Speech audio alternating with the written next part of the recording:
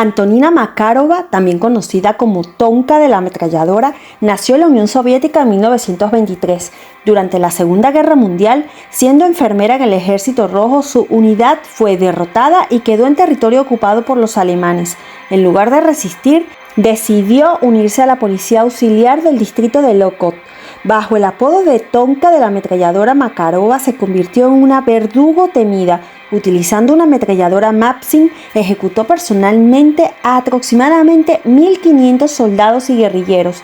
Según los informes, recibía 30 marcos alemanes por cada ejecución. Además de su trabajo como verdugo, también se dedicaba a la prostitución. Después de la guerra, Antonina Makarova logró obtener documentos falsos y se casó con un veterano del ejército llamado Hinsburg, ocultándole por completo su pasado oscuro.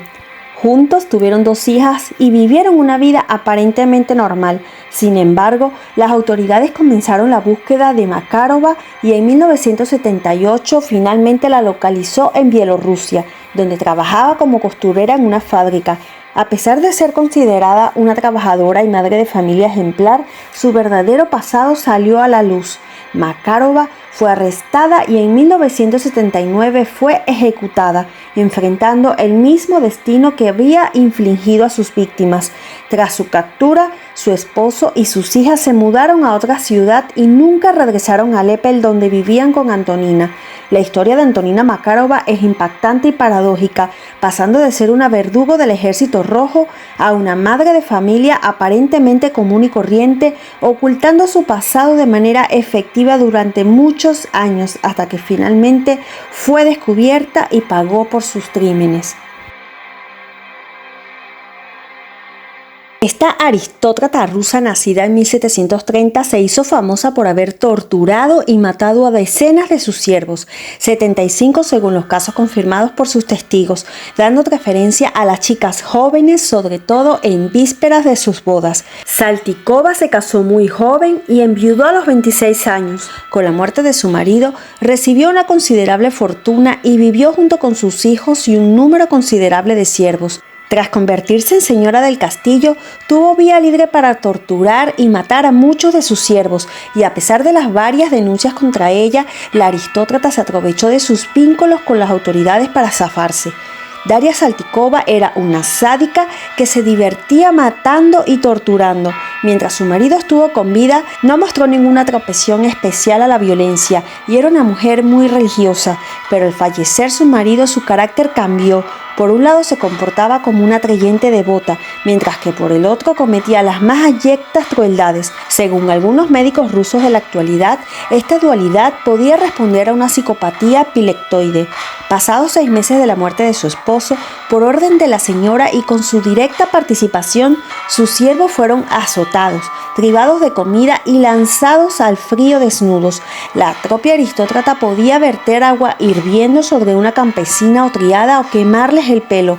A menudo también les arrancaba el cabello a sus víctimas con sus propias manos.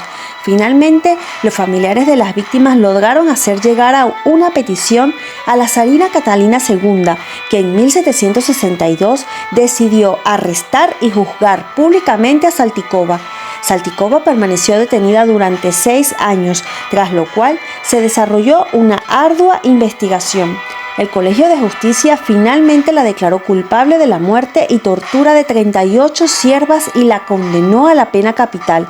Sin embargo, como este castigo llevaba sin aplicarse desde 1754, Saltykova fue simplemente encadenada durante 1 hora sobre una plataforma, con un cartel colgado al cuello que rezaba: "Esta mujer ha torturado y matado". Después fue encarcelada de por vida en un convento donde permaneció hasta 1801, los 31 años restantes de su vida.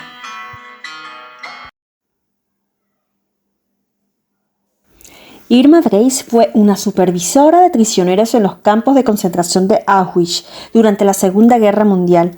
Empezó su carrera a los 19 años cuando ingresó como guardia. En 1943, Dreis fue transferida a Auschwitz, donde fue nombrada guardia femenina, y a finales de ese mismo año fue ascendida a supervisora, la segunda mujer de importancia en el campamento después de María Mandel, a cargo de alrededor de 30.000 reclusas de origen judío. En su ascenso la ayudaron el enorme fanatismo nazi y el considerable sadismo que desarrolló. Fue allí donde las traicioneras le apoderaron la bella bestia y el ángel de la muerte a causa de su comportamiento sádico y perverso. Irma Dreis asesinó a latigazos a centenares de personas, torturó a niños y cometió abusos sexuales, entre otras aberraciones. Una de ellas era no darles de comer a los perros para que se lanzaran encima de los presos y los devoraran. Dreis siempre calzaba unas pesadas botas negras y llevaba una pistola y un látigo. En 1945, cuando tenía 22 años, fue capturada por las tropas británicas y condenada a la horca. Antes de la ejecución, Dreis se mostraba muy alegre e incluso cantaba, sin mostrar algún tipo de remordimiento. Mantuvo la calma hasta el final y sus últimas palabras dirigidas a su verdugo fueron: rápido.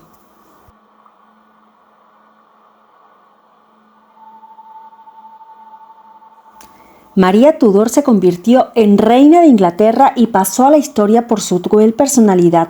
Un reflejo de esa crueldad son las ejecuciones en la hoguera de más de 300 católicos durante su breve reinado de 4 años. Hija de Enrique VIII y Catalina de Aragón, María I es recordada por haber vuelto a someter a Inglaterra a la autoridad del Papa con unos métodos que le granjearon el sobrenombre de María la Sanguinaria o Bloody Mary en inglés, un apodo que siglos más tarde inspiraría el cóctel a base de vodka, tabaco y zumo de tomate.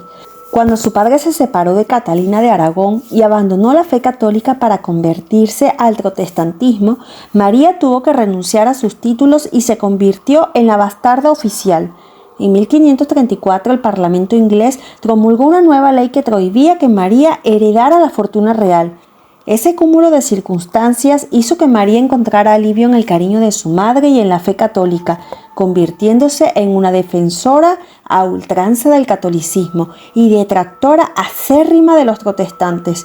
Tras casarse con Felipe II, el odio que acumuló por no poder quedar embarazada, sumado al desinterés que comenzó a mostrarle su marido, hizo que María se volcara en una de sus actividades predilectas: perseguir a protestantes. En esa época, en las hogueras ardían incluso aquellos protestantes que habían aceptado el catolicismo antes de ser ejecutados.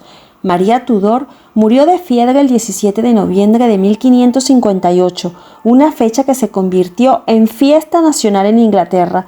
Tras su muerte, sus antiguos súbditos no erigieron ningún monumento en honor de la sanguinaria reina.